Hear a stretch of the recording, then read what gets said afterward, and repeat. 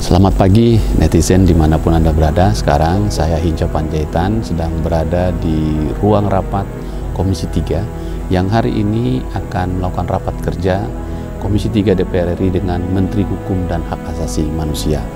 Mengenai, tadi sudah diangkat oleh saudara yang terhormat Bung Taufik Basari, tapi saya mau dalami lagi, Dirjen Lapas. Soal asimilasi, mohon sekali lagi dijelaskan ke publik, ini bukan belas kasihan, tapi memang aturan perundang-undangan yang memungkinkan untuk itu. Tetapi di masyarakat muncul sakwa sangka atau pemahaman yang kurang pas. Dengan peraturan yang kemarin disampaikan Pak Menteri, itu 40.020 narapidana yang mendapatkan asimilasi itu dengan asimilasi dan integrasi. Lalu ada 222 yang melakukan pelanggaran ulang, yang kalau dilihat persentasenya cuman 0,6%. Tapi ini juga menjadi soal kalau nggak bisa dijelaskan. Tentu kita ingin zero tolerance di situ, 0%. Hanya memang tidak semua apel yang baik. Selalu ada dalam satu baskom ada apel yang jelek. Ya, dari 40.000 itu 40.020 ada 222 yang mengulangi kembali. Memang setengahnya itu adalah tindak pidana pencurian. Ini klepto. Betul-betul tindak pidana pencurian, dan saya sudah sampaikan kepada jajaran program asimilasi untuk tindak pidana pencurian harus kita reevaluasi. Kalau residivis jangan kasih lagi. Karena ini tindakan pengulangan ini akan lebih sering. Dimanapun sebetulnya memang pencurian itu lebih tinggi tingkat residivismenya. Sekarang saya mau pindah ke apa yang kemudian dilaporkan jumlah tahanan dan narapidana kasus narkotika. Per tanggal 15 Juni 2020 itu ada 123.448 orang. Padahal, saya ulang lagi, kapasitas yang 528 lapas dan rutan kita hanya mampu 132.107. Di situ dikatakan, tadi juga sudah diangkat, kalau kita lihat jumlahnya yang dapat asimilasi itu hanya 38 orang. Sementara yang membuat over capacity di situ adalah pengguna narkoba tadi. Memang sekitar 40.000 pengguna. Ya, sekitar 40.000 sekarang net. 40.000 pengguna. Bandar 70.000, bandar kurir 70.000.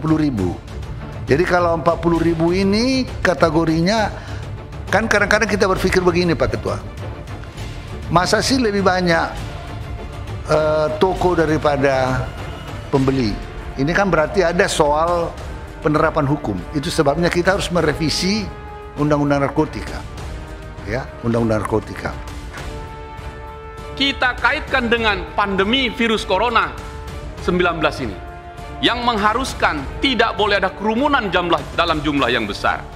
Physical distancingnya yang juga harus diatur. Tadi sudah dijelaskan, tadi masuk new normal itu.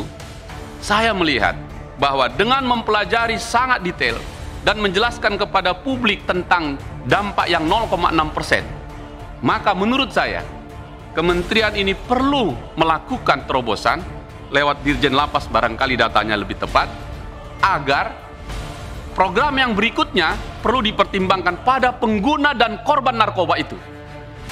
Kita menyelamatkan dua sekaligus. Satu, overcrowdednya. Dua, untuk mengantisipasi atau memutus mata rantai atau penularan virus corona ini. Nanti kami untuk sementara karena ini COVID, kami akan meminta satu keputusan bersama antara BNN, Kejaksaan dan Polri, termasuk pengadilan, untuk betul-betul pemakai ya udahlah SS masukkan keluar, karena di dalam juga akan menjadi persoalan buat kita. Kita tanggung biaya negara memberikan makan dengan biaya yang sudah 1, berapa? 1,9 triliun biaya makan. Toh kalau di dalam, kalau tidak ada treatment, kalau tidak ada, ini akan tetap menjadi beban kita. Jadi itu yang kami mau coba, menunggu revisi undang-undang narkotika. dengan gambaran seperti itu melengkapi apa yang disampaikan para anggota Dewan yang terhormat tadi, saya kira Pak Menteri bisa menjelaskan dan kemudian mempertimbangkan pada pengguna tadi, karena sampai hari ini kalau kita hitung tadi 55 orang per hari. Saya mau ambil contoh di dapil saya di Simalungun. Kepolisian Resort Simalungun, tahanan polseknya, tahanan polresnya sudah penuh ini narkoba ini, kaitannya dengan pandemi ini. Beberapa Polda, saya kemarin ke Sumatera Utara, Kapolda sudah spesial menemui saya. Bagaimana ini? Di tempat saya udah tidak lagi ganti tidur, sudah ganti berdiri, saking padatnya tahanan.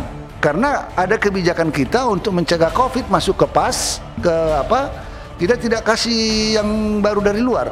Karena pengalaman kita kemarin di Sungguh Minasa dan termasuk yang di Pondok Bambu, tahanan kejaksaan dibawa masuk, itu yang bawa COVID.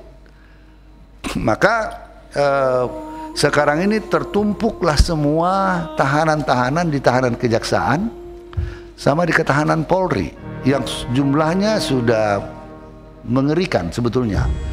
Nah, ini jadi soal lagi dan seterusnya. Oleh karena itu, Pak Menteri dengan tetap menjelaskan kepada publik, dengan tetap menghitung zero tolerance untuk tidak mengulangi, dengan tetap mempertimbangkan pandemi virus corona new normal ini, saya kira peraturan Menteri Hukum dan HAM nomor 10 tahun 2020 itu perlu dipertimbangkan. Saya kira itu dari saya. Terima kasih pimpinan. Mohon maaf waktunya saya ambil agak banyak. Terima kasih. Terima kasih. Wallahul muwaffiq ila aqwamit thoriq. Wassalamualaikum warahmatullahi wabarakatuh.